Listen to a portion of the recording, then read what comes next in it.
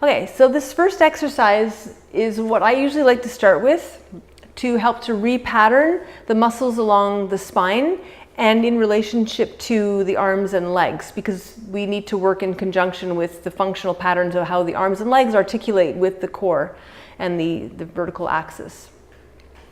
So we recline, and then we make sure they have, so we want the knees bent. What typically is going to happen, so we're going to try to get a little bit more tiny curve. So it's like there, yeah, perfect. So I want you to put your fingers under now and feel that slight curve. We could use both hands.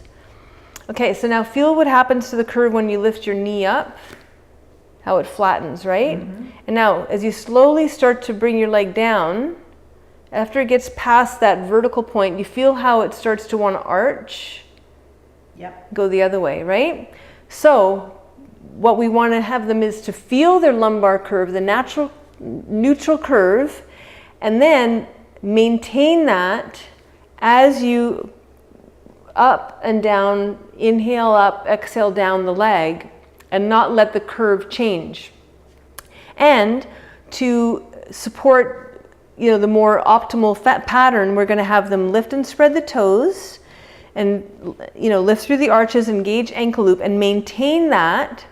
And then as you inhale, you're going to bring your leg up, 1, 2, 3, 4, 5, and then exhale, 1, 2, 3, 4, 5. So it's key, and then we will alternate. So as their breath is like halfway, their leg is halfway. As their breath is completely inhaled, they're just to here, and then exhale at the halfway, and then exhale complete. You don't want the leg to be quick and then just drop, or going fast, because then they're going to use their habitual superficial muscles. The slower you go, the more you have to recruit new, finer muscles along really close to the spine that are actually supporting the curves of the spine. So now you have the natural curve, and now you're bringing in a functional movement pattern with the loop supported properly and moving with the breath. It's actually going to change how everything articulates. And when you walk around after doing that, everything feels different. It's really quite amazing, because it seems like something so simple, but by going really, really slow and conscious, lifting and spreading the toes, keeping the arch lifting, keeping the spine neutral, and really focusing on that and not allowing it to overarch or over flatten as the legs come up and down. So now we'll do it. So we'll do your other leg. So we inhale up nice and slow.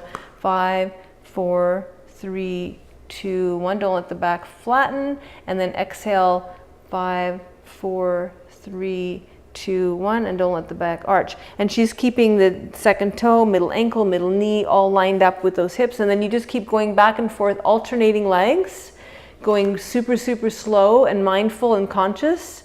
And you're doing something that seems so simple, but doing it in such a therapeutic way is actually transformational.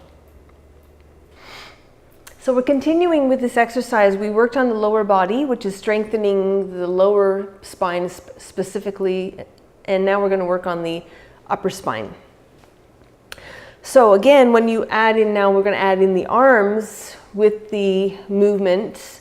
And so if you just, without trying to control or stabilize your body or align it, if you lift your arms up over your head, so the ribs will kind of pop up. So there's going to be a deeper curve here. And then if you bring your arms back down, so it changes a little bit.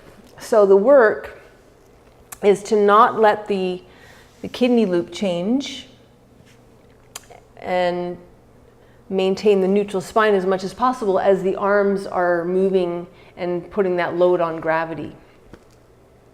So to optimize how the arms are before we move them, we're going to establish our shoulder loop.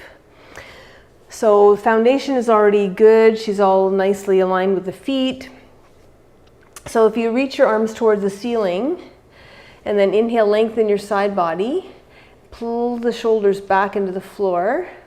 Good. And then spread your fingers, and then breathe into the kidneys.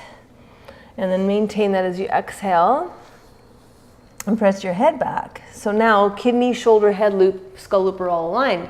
Then keeping that nice alignment, you can bring your arms just beside. And you've got external rotation of the upper arm, internal rotation of the lower arm, and then maintaining your curves as much as possible. Don't let them lift or drop. As you inhale, bring your arms arcing over towards the floor, like sky and towards the floor. Don't let this change. And then as you exhale, you're coming back down. And so you want to, the floor gives you feedback. Is anything lifting off the floor or flattening more into the floor? So you want to keep that same alignment.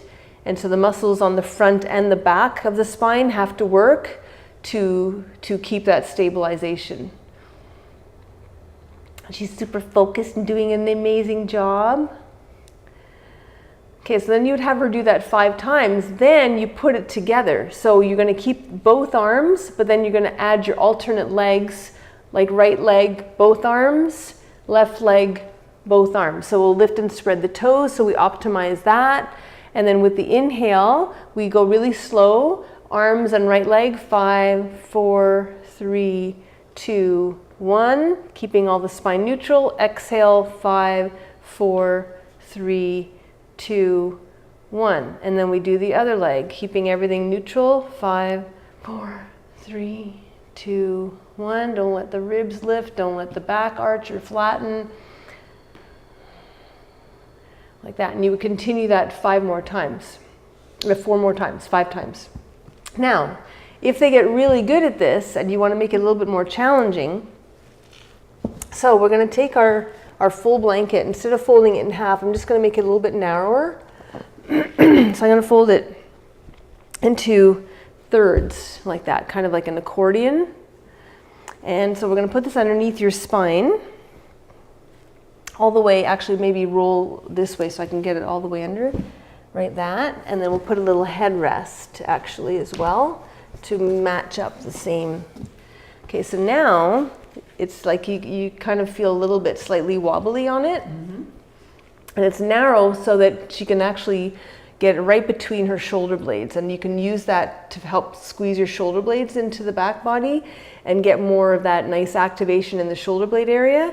And then we can start over and that get the toes activated, the fingers activated.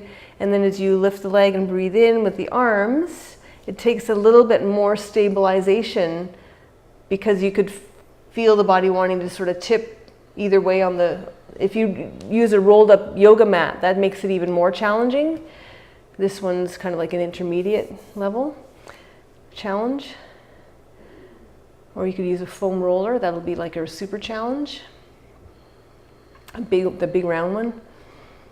And so you would go through all that again and maintain that stable. So now you've got, not only by adding this prop underneath that can allow you to tip right or left, you're not only working the muscles on the front and back, but now you have to work the rotators and the muscles along the sides of the spine as well. So this is going to literally transform the spine. When you come up and walk around, you're going to feel super tall and very aligned and very open, and your breath will change and your mood will change, and it's really transformational. Okay, awesome.